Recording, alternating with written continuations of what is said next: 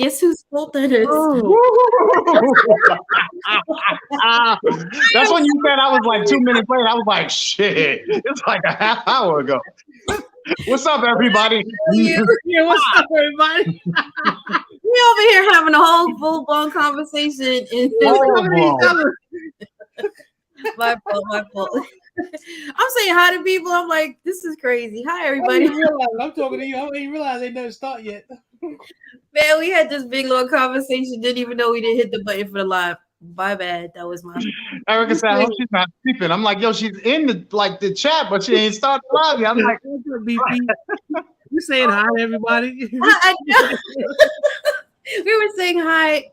We was halfway into the whole conversation. I'm so sorry, y'all. That was. I hope y'all wasn't talking junk. Like, where's Billy at? No, we didn't miss you. Hi, everybody in the chat. It was my fault. I forgot to hit the live button, and we was just back there chopping it up like we were talking to you guys.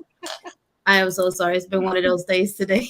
So let's. What up, y'all? What's cracking? Let's start this over. All right, what's popping? Swan Reed, my Renaissance grandma. Hey, Erica. Coy, what up? What up? Double Row, what's popping? Erica, young lady. Are you single? I'd like to know. Poindexter. Selena, what's up, everybody? Hi, Donna. Oh man, I am so sorry. Hey, Corey, how you doing? Hi, everybody. Everybody, don't forget to wish back Zach. It was a rough night. Zach, a happy belated birthday. Congratulations. Right there. Happy birthday. That's funny. Thank you. Yeah, in all of this craziness, families are still having a great time, growing, and just want people to laugh. So happy belated. Thank you. Still laughing though we didn't hit the slide button. Oh. So let's jump right into it because I know we're late now. But we're talking about, do you have a exit plan in place? If you don't, maybe you might want to think about it and add it to your plans regarding survival. So if you need to get out of Dodge. Yeah, man. I tell you, a huge part of what's gonna make people, if you don't have your plan set somewhat, at least a thought, is the towns and cities that you live in. You know, it's going to be a real difficult goal for a lot of people in these big cities, especially island cities or island population or whatever. Try to figure out, man, are you better off staying on that island or getting the hell out, you know, heading south or north or wherever you got to be. I know most people plan to bug in, but what if there was a chemical attack and you cannot stay where you are? Having a backup location should be something that you just have just in case. Thank you, Donna. Yeah, going that route, driving it, seeing how long it would take to get there on foot in case a EMP strikes and your car just happens to be one of those cars that shuts down.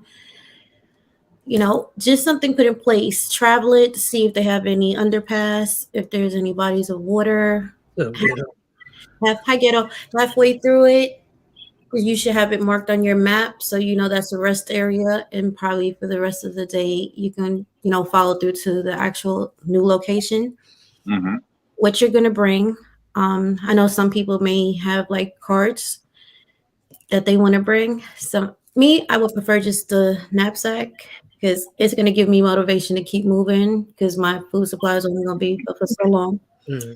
So it's gonna make me want to push harder to get to where I gotta go if I have to bug out and walk, you know, to the new location. But it also makes me think that whatever the secondary location is, I shouldn't just be prepping for what's in my house, but send some stuff over there so I'm not so weighed down with everything else. Hi, Virginia Bushcrafter.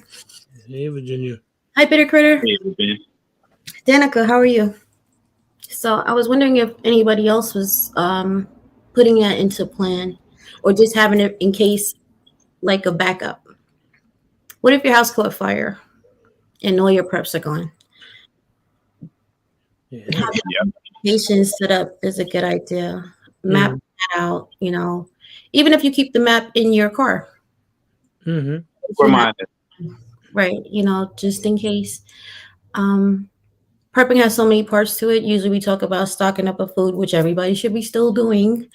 Mhm. But the other parts that make everything, I think everything with prepping just works with each other. If you don't have something, it kind of throws the cog out of the whole spin Mm-hmm. Yeah. and things. So yeah. Yep. Any So, ugly? it's amazing. A lot of times that we often will go through steps of prepping and different ways to prep, but this live is all about going. It's all about when it's an immediate go. I believe, I'm not sure. All right, so 9/11, I was in New York. Were you guys still in New York at that time? Oh yeah. At work, yeah. Mass hysteria. Yeah. And that was, I don't even want to say two buildings. It was more like 6 or 7 buildings or so. But that shut down all in and out. That shut down subways. Taxis were not going over the bridge. The Nothing police had moving the bridges shut. Yeah. I mean, I had nothing. So that was mass hysteria, and that was, a terror attack. So imagine the type of escape plans that might go to wayside when it's a larger scale. When there's an actual, atomic threat. And it doesn't have to happen. Just the threat to get people to actually lose their craze a bit. Yeah, So definitely. I was able to kind of see that in motion. Yeah. And phone calls, nothing was working. It Thing. was not. It was You know, funny. They was able to call us into work because at the time I it worked for sure did. Department of Juvenile Justice at the time. Yeah. And we had kids that were Mhm. over in the city that we had to get back over in the Queens. So they called us in Yeah. to go get them. It's funny because we had badges and we had IDs that were basically signed and stamped by the commissioner or whatever. So we were able to do stuff and move. And the eeriest thing ever was going across the Tri-Borough Bridge with nothing on it. Yeah. Right. We were Right. able to, we were allowed to because we had to go across and they had an escort vehicle that went across to the other side with us because we had to get through because we had to go to the Bronx to pick up the kids. Yeah. And it's the weirdest thing ever, man. It was strange. It's funny And so, you say that because they shut everybody down. Like even if you get in your car to bug out someplace, you couldn't get anywhere. There was, Right. and if you weren't emergency services, you were not getting through. Mm-hmm. To be on the Grand Central and the only car It was weird. for miles was like the scariest thing ever because you're like, what? Grand Central. In case anybody doesn't know, it's like jam packed all the time. Yeah, Grand Central Parkway. It's bananas. So, what if a situation like that? And I think Danica just said that she doesn't have some place to bug out to. If something does happen, I know they have maybe starting talking to your community and or family members or somebody or a good friend. There's so many people inside here. Maybe you can find somebody where y'all can get together. They even have prepping communities. Mm-hmm.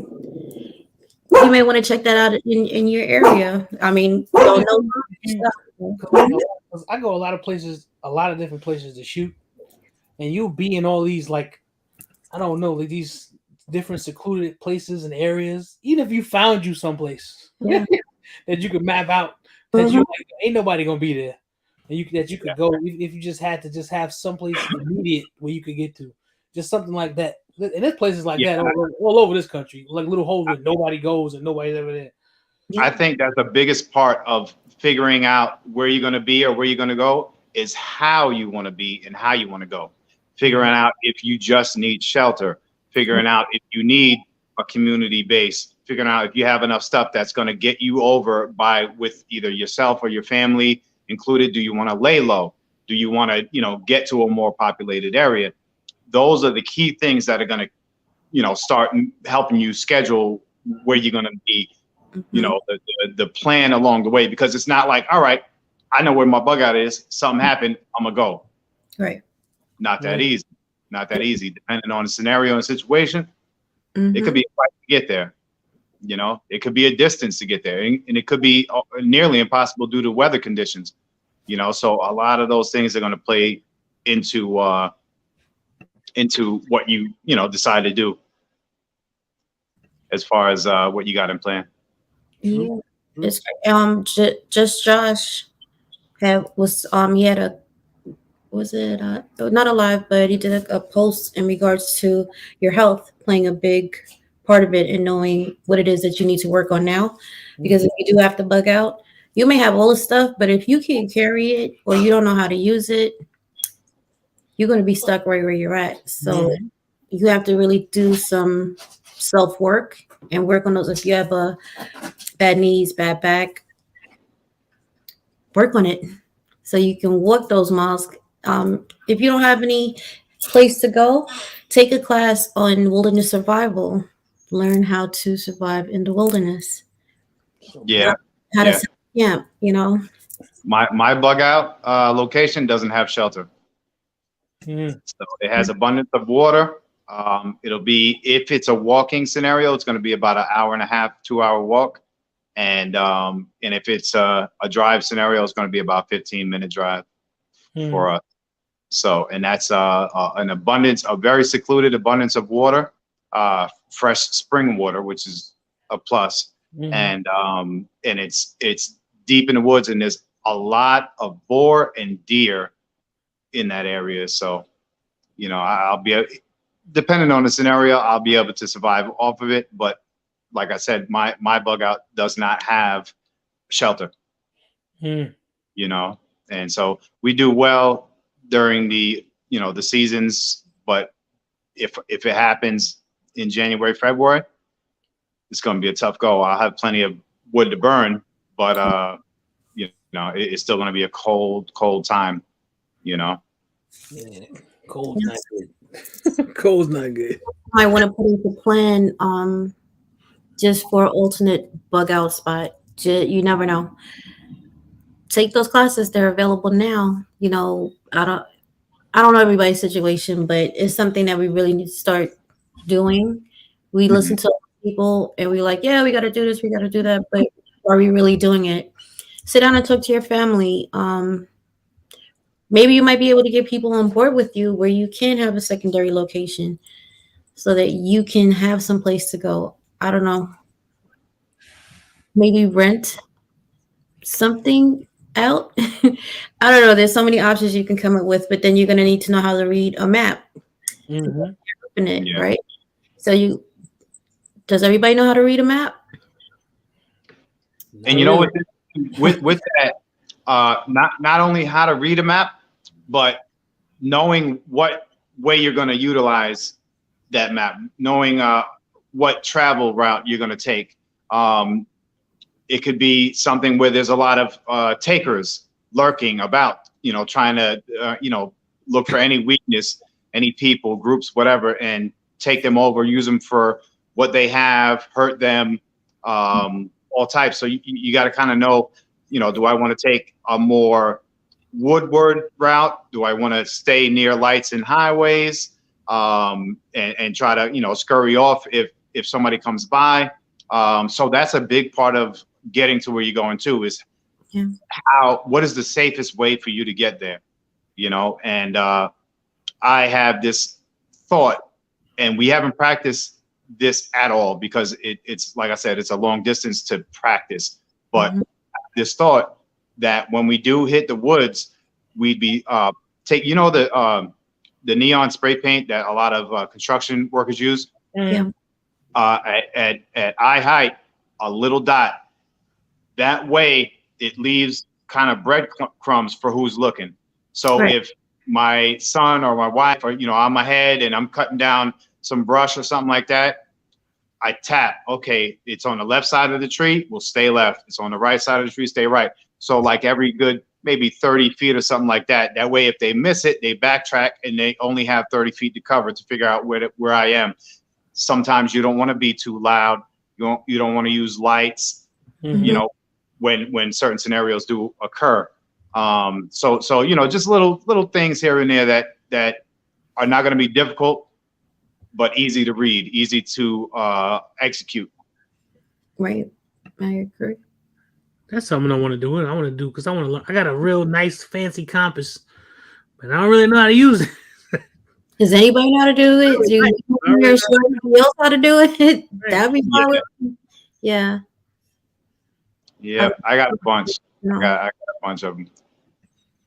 I was watching channels. Go ahead. I'm sorry. Go ahead.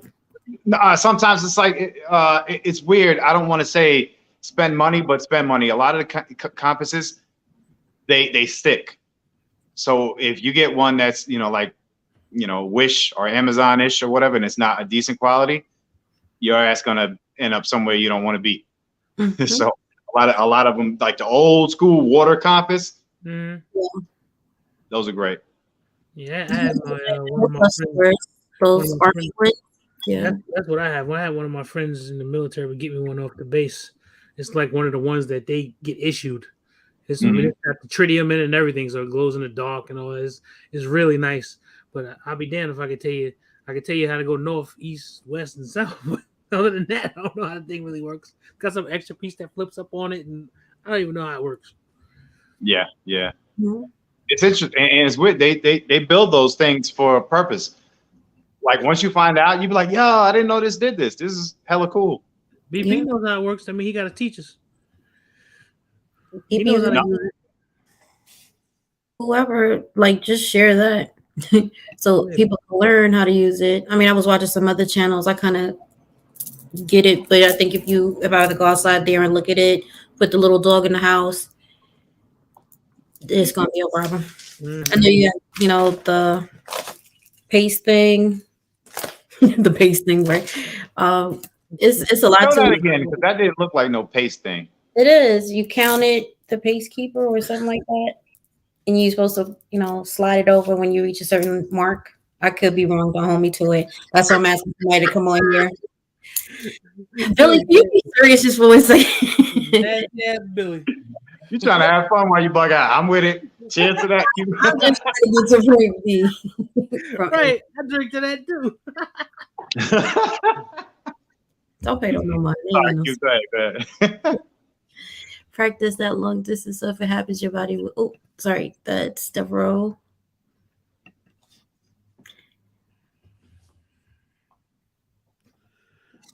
Devereaux says there's another channel to check out too. Let us know so we can get it inside there. Now, what if you can't bug out because you have somebody that's immobile, putting a plan into place to get that person from point A to point B? Should be the next option. They have these carts that if you have small children and you have to hoof it, you can kind of put them in there with your supplies, whatever you're going to take, your bags versus carrying them on your back, especially if it's a long route, and you can push it, but you have to be physically able to push it. If you have to go and you have to use the highways, you might not be the only one on the highway. What if you come into a town? Do you want to be around other people? What if they're sizing you up, or what you have inside your cart?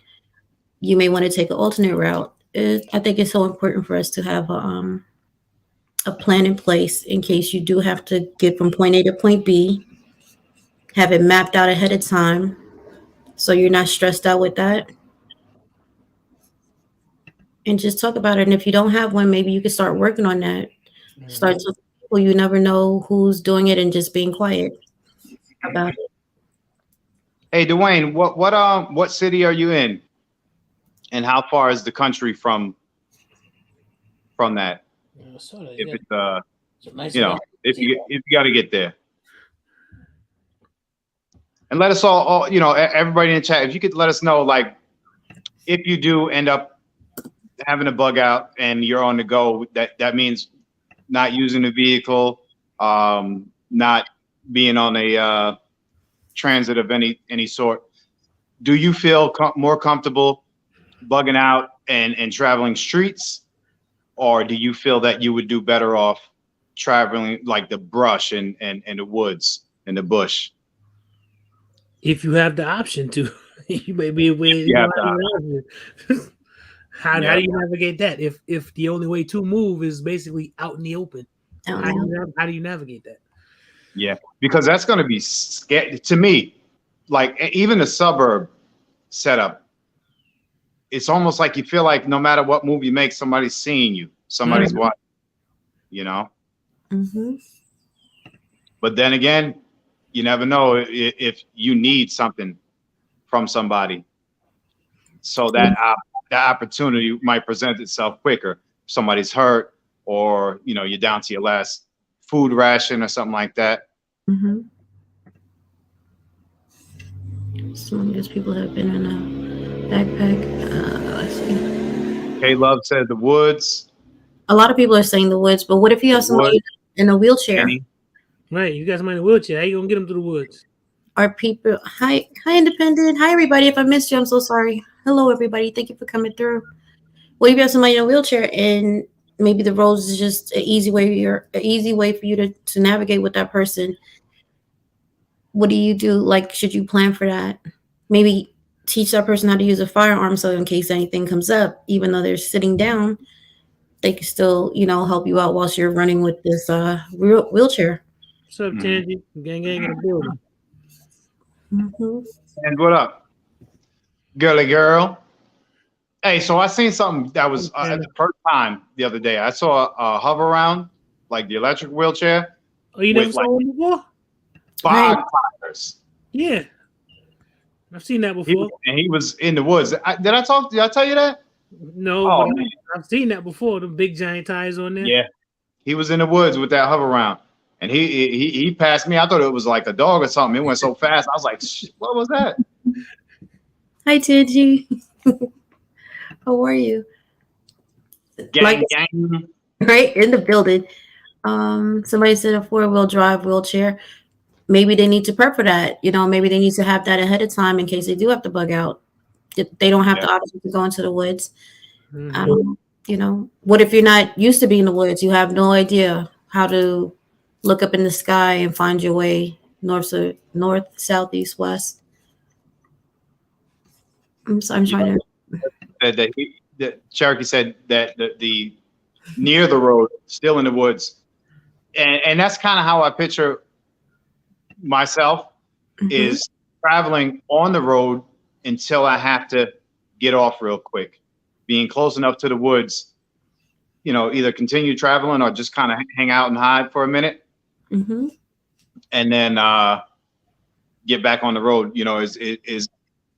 As flat a travel as possible for me, preferably.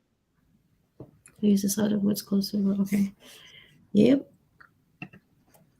Anybody want to come on and that may have some experience with that and talk about it? You're free to. I will drop the link. Just please have clothes on. Don't flash the people. Don't flash the people. Don't flash the people, please. They say I can help one handicapped person in shift. That's a great topic, Cherokee. I would love to have you on to talk about that. Even though you might be the person prepping, but you might have somebody that's handicapped that needs assistance with that, or some good ideas on how to deal with that. So I would love to have that conversation with you. Is there anybody who's made a choice, like a complete solid choice that they're not leaving?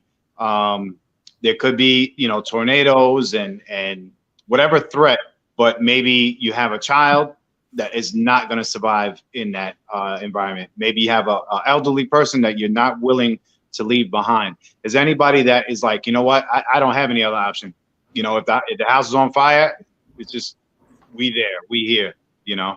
So you can't stay in a burnt house though. You never know. Sometimes that captain got to go down with the ship. You said like he's gonna sit there like, well, it's burned down around me. So. But yeah, just to that point where it's, being able to get out and go is just not a reality to you, because I see things because of my experience and what's in front of me, and you might be just in a complete catch-22, right? Not living too old and not physically able to. Don't come in here with no clothes on, bro. Yeah. Yeah, but this is a plan.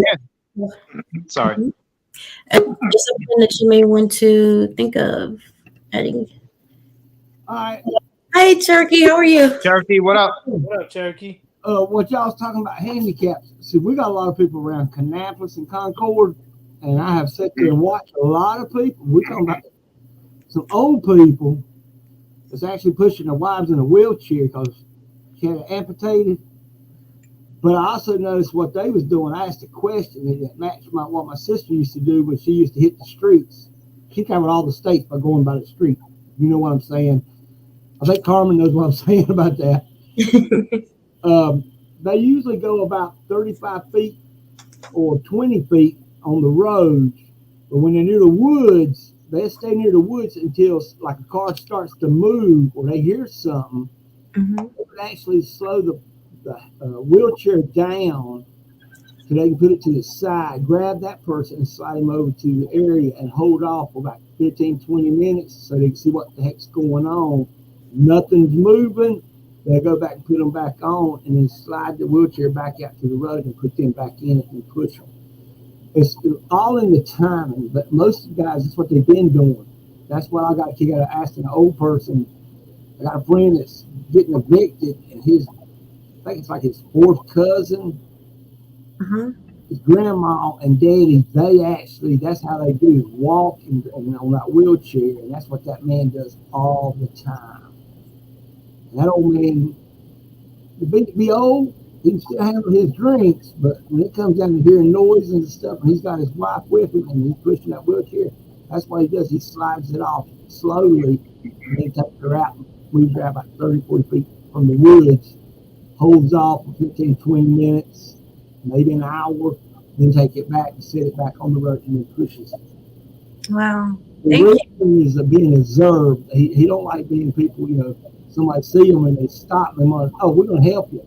That ain't going to happen this day and time. He already said that. So I had to agree with what he was doing.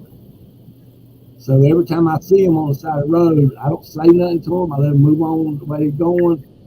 But I have to sit there and ask that question to him. He did the same with my sister. Always within 20 feet away from the road, she would walk the streets.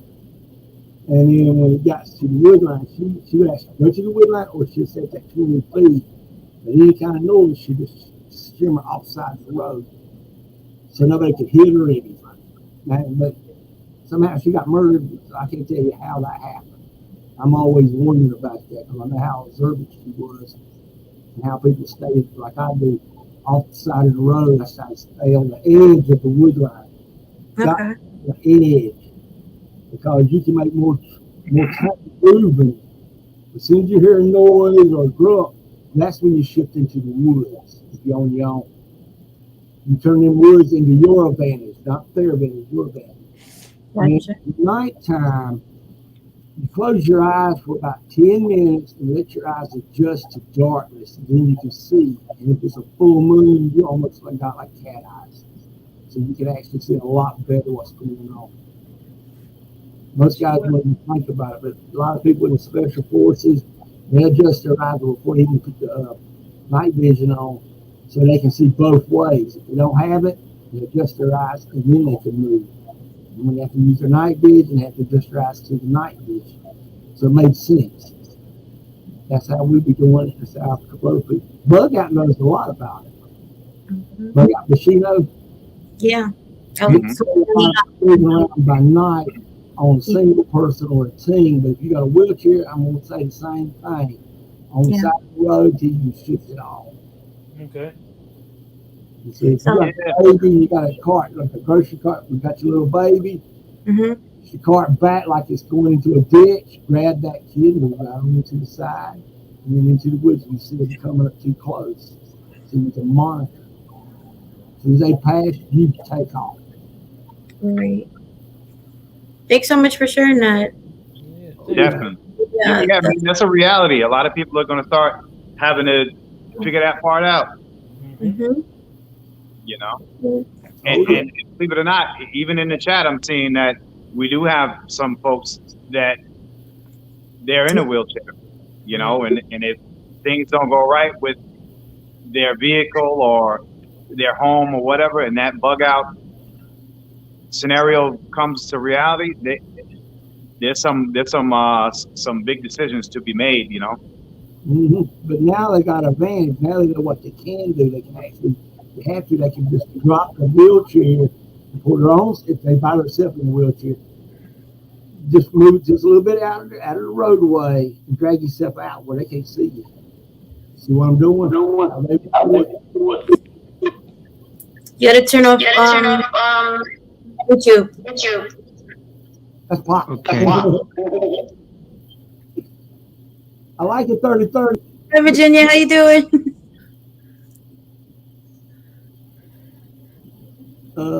Batman with the guns. I like it 30-30. Oh, thank you. That's a 44. 44. Yeah, but it's the symbols of a 30-30. Remember the old rifle man? I remember. I remember that. I was looking at it, going, hey, I got one of them in my house. And I started thinking, Virginia, you can hear us? Virginia Bushcrafter, you can hear us? Your mute is on. Your mute is on. I'm sorry. Can you hear me now? There we go. Your mute is on. Yes. Okay, let me. Virginia Bushcrafter, what's up? How about now? great. Okay, let me. Great. You can hear me now? Yes. Okay, thank you. Is that my twin brother? Wait, did you just close it out on the top? On the top? Yeah, just the little X. This is YouTube. Keep streaming. Close out YouTube. Let me find that. It should be in the toolbar. Okay, I don't want to hit the wrong thing here. It just has an X, a red, and Next to a the red YouTube. X. No, not Okay, the let red me X go at the to that. bottom. It's on the toolbar on the top. Okay, never mind. Hit the bottom one. Hit the bottom. BP, what's up, young fella? How you feel? Yeah, BB. What's up, everybody?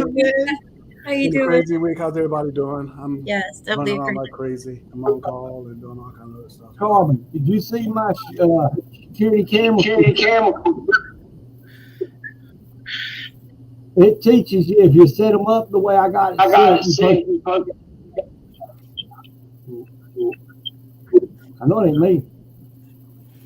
Virginia, it's on the top, not the X at the bottom. We can't hear you. So BP, you got that plan set up, young fella? Got what set up? That plan, that bug out plan? Oh, most definitely. I was taking my son, he's 16, to get a checking account today. And we were talking about some of that compass. We had the compass skills. He had the compass in his thing. I'm like, okay, there's San Antonio Tower. What direction is that? Is that and the other? Talked about how, if something happens, like say nuclear chemical warfare, where we need to evacuate. Knowing those we need to go south or east. We don't need to go west because that's where everything's going to be going. So definitely have that set up, and we have a plan set up. A practical plan to where I have a time to leave of 15 minutes. I have all my stuff packed up, the majority of it. I have firearms that I have picked. He has his, and I want to be in the car on the road in 15 minutes. I'm shooting for 10, but 15 minutes. So I have my tent in there, have my med kit on top of there, have my firearms ready to go. I have my MREs in the case. I have another case of food. I can throw that in the back of the truck, and we could be gone. My maps are already in my bag, so I grab my bag, my compass, my binoculars, all my other, odds and ends, my gloves, rope, all that's good to go. So I want to be on the road. If I have to go, I don't want to, 15 minutes. And I have a place, scoped out of where I would like to go, depending on the situation. There's other places. So definitely, you got to do it. And you have to practice that.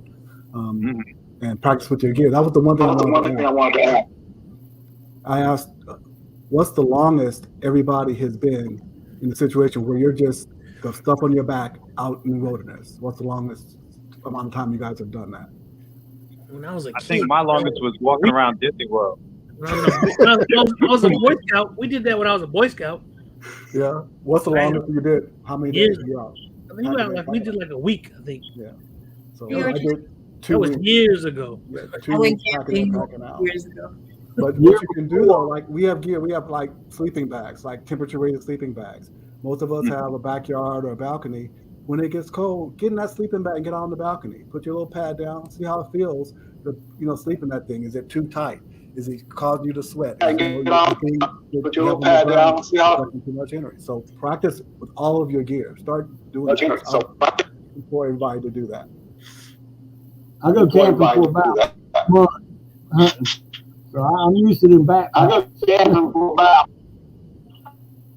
What I was trying to say, Carmen, a while ago, that security camera I got them set up and so a person can actually know the person's height, shoulder width. So if you have to do the wrong thing or what you're good at doing, what you were talking about that one day, you know exactly how to set them things up perfectly. So it helps you. Most guys who does this, putting the cameras up, they don't tell you that you should copy what they have on the gas station, the height, and then you look at your sidewalk, know the width of it, then you can match the guy's shoulder. If he bumps against your house, as long as you see where he's at, you can actually walk where he's at and go right through the house, if you know what I'm saying.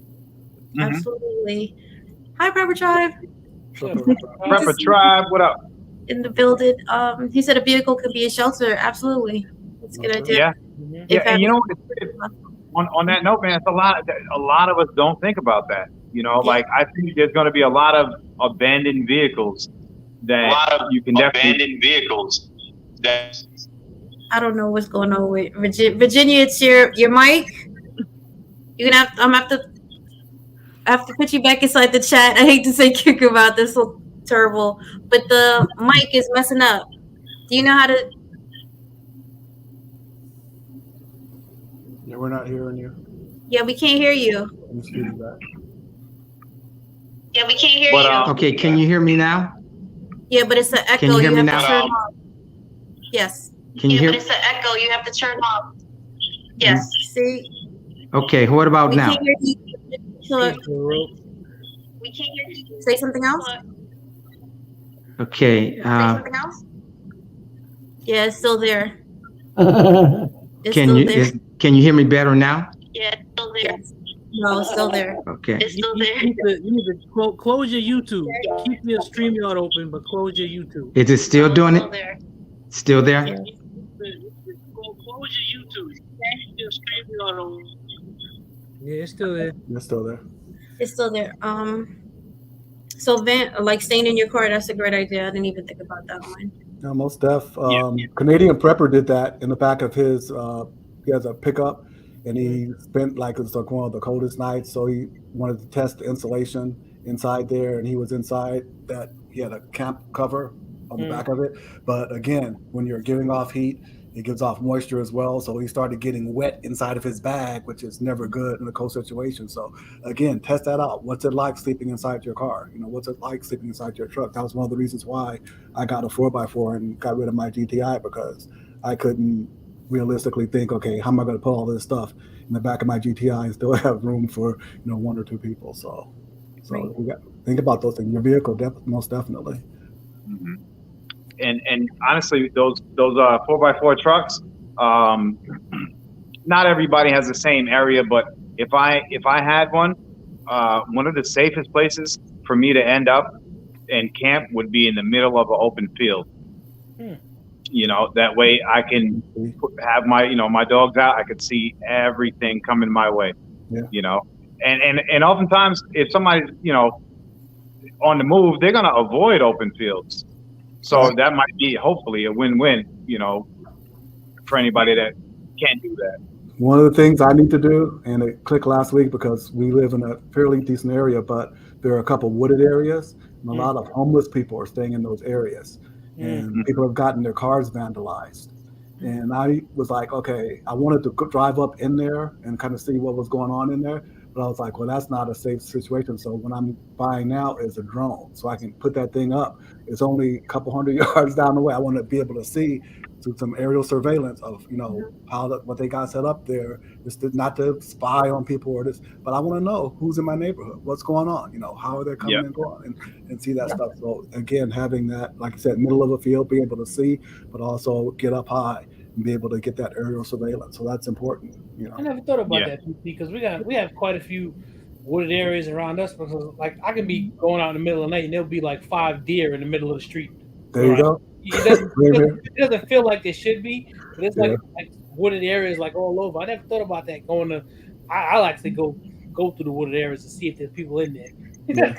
You know, just I never thought about that because they're all wooded areas you could go to, but I didn't think there may be homeless people living in there. I don't It's think a ton. It's a ton. I see a couple of their trails that they go through. I've been like surveilling and stuff like that, but I want to get some aerial surveillance to kind of see the lay of the land, what's up in there before I just roll up in there because you don't know what you're rolling up into. Just knowing what's around you is very important. Yeah. What got me about seeing homeless people is when this bull crap started. Me and Native Devout he's driving a truck. I ride around Charlotte and a couple other big cities and stuff.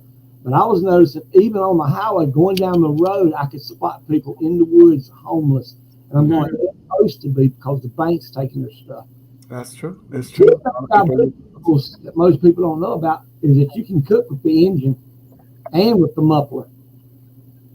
I ain't thinking about You know, that. you can turn plastic bottles into diesel fuel.